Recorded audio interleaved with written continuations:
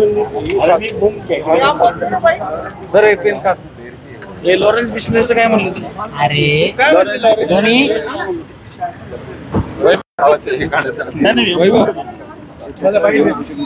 आपल्या जो आहे तो विधानसभेत मांडला होता. पुन्हा तो आयरन आहे दीनानाथ मंगेशकरचं रूप. हो, काल अमित गोरखे साहेब जे आमचेच भारतीय जनता पार्टीचे आमदार आहेत त्यांनी हा मुद्दा वरती लावून धरला आणि आपण कोणी पाहिलं का नाही मला माहिती नाही, परंतु अमित म्हणजे सभागृहामध्ये मी हा मुद्दा मांडला होता की दवाखान्याची बिलं अमर्याद होत आहेत. गरीब माणसाला म्हणजे आजारी पडावं का नाही इथपर्यंत विचार मनात आणण्यासारखी परिस्थिती आहे. कालचं चित्र पाहिलं तर 10 लाख रुपये भरायचे सांगितले. माझ्याकडे एक उदाहरण 32 लाख रुपये त्याचा खर्च होऊन सुद्धा ते पेशंट डेड झालेलं सुद्धा उदाहरण आहे आणि ते 32 लाख रुपये गरिबाचं आहे. तर याच्या बाबतीमध्ये माननीय मुख्यमंत्र्यांनी काल सांगितलेलं आहे, डिक्लेअर केलेलं आहे, याच्यावर स्वतंत्र समिती नेमू. मला वाटतं पुढच्या 4-5 दिवसामध्ये ती समिती स्थापन होईल आणि जे ज्या लोकांवरती अन्याय झालेले आहेत दवाखान्याच्या बाबतीत, विशेषतः मेडिकलच्या बाबतीमध्ये माझी तक्रार होती की 60 रुपयाची गोळी जर 6000 रुपयाला मिळायला लागली तर मग गरीब माणसाने कसं करायचं. मॅन्युफॅक्चरिंग त्याची प्राईस 60 रुपये आहे.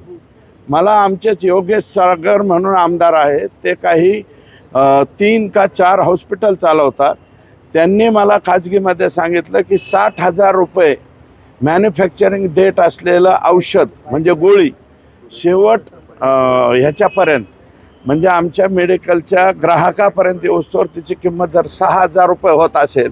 आणि मी हा मुद्दा बी मांडला होता की जे हॉस्पिटलचे चालक आहेत त्यांच्या मेहण्याचंच मेडिकल कसं येतं, त्यांच्या पुतण्याचंच मेडिकल कसं येतं आणि काही ठराविक डॉक्टर ठराविक कंपन्यांचेच इंजेक्शनं प्रेफर का करतात, या सगळ्या गोष्टीचा माननीय मुख्यमंत्री महोदयांनी नेमलेल्या समितीमध्ये उहापोह व्हावा.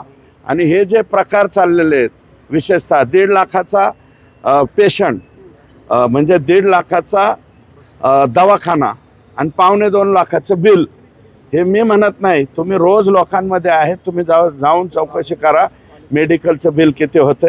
हे अतिशय भयावह आहे.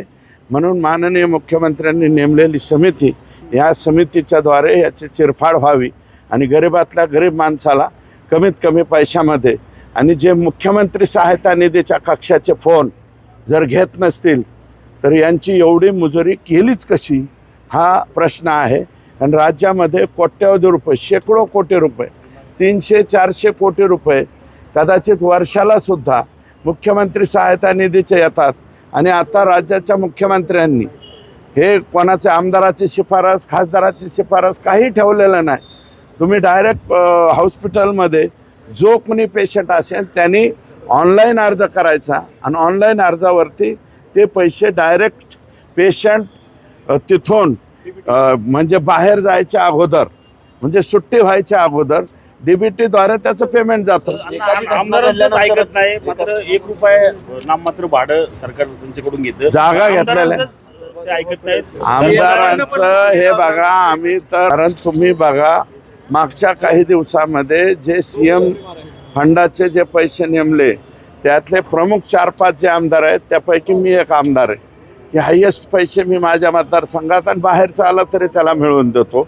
आम्ही सुद्धा सतत फोन करतो. एका पेशंटच्या बाबतीमध्ये फोन करायचं म्हणलं तर 5 डॉक्टरांना फोन लावावा लागतो. 5वा डॉक्टर आम्हाला रिझल्ट देतो. म्हणजे आमची सुद्धा त्या ठिकाणी काही प्रमाणात अवमानच होतोय, पण तो आजपर्यंत आम्ही कधी बोलून दाखवत नव्हतो. पण कालची जी घटना अमित गोरखे साहेबांच्या मला वाटतं PAच्याच घरातलं पेशंट आहे आणि इतकं दुर्दैवी जाणं 3 जीवाचं, हे मला वाटतं अतिशय भयावह. भेटला जाता त्या नाही तो विषय आजचा काही झाला नाही. मला माझ्या साहेबांकडं मी वेळ मागितलेली होती. मला बाकीचे मतदारसंघातले काही प्रश्न आहेत, डेव्हलपमेंटचे आहेत आणि आमच्या रिअप्रोप्रिएशनच्या काही निधी माझ्या मतदारसंघातल्या जी माझी शिंपोरा ते खुंटेफळ ही योजना आहे त्या योजनेच्या संदर्भात भेटायला आलतो. साहेबांनी लगेच आदेश दिले, म्हणजे फोन लावायला सांगितलं आणि मी निघून आलो. मला परवा वेळ दिलेली आहे. तुम्ही जे सांगताय, नाही, मी पहिल्यांदा मुख्यमंत्र्यांकडे तक्रार करेन आणि साहेब सांगतील त्या पोलीस स्टेशनमध्ये तो गुन्हा मी दाखल करेन.